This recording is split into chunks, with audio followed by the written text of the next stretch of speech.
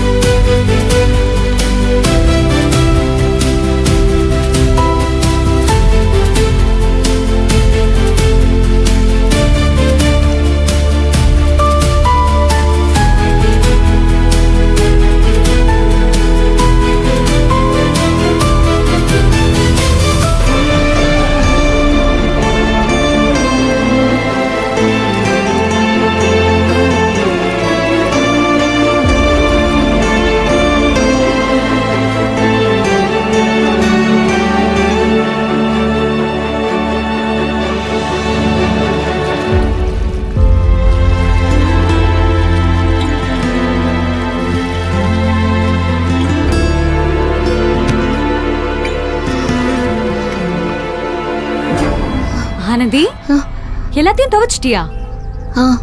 துவைச்சிட்டேன். Very good. இந்த துணியெல்லாம் நான் சொன்ன மாதிரி மொட்டை மாடியில காய வச்சிடு. ஏன்னா இங்க காய வச்சா அத்தைக்கு பிடிக்காது. நல்லா சூரிய வெளிச்சத்துல காய வச்சாதான் அத்தைக்கு பிடிக்கும். சரியா? சொன்ன மாதிரி காய வச்சிடுறியா? சரி துளசி. எடுத்துட்டு போ.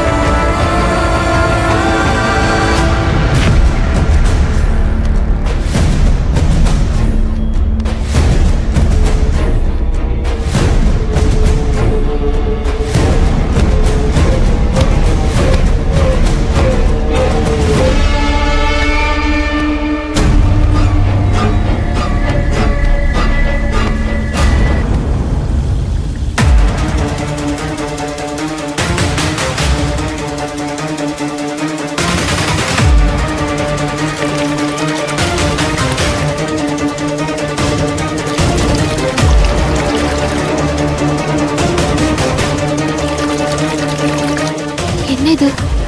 டேங்க்ல இருந்து தண்ணி வருது, தண்ணி ஏறலன்னு சொன்னா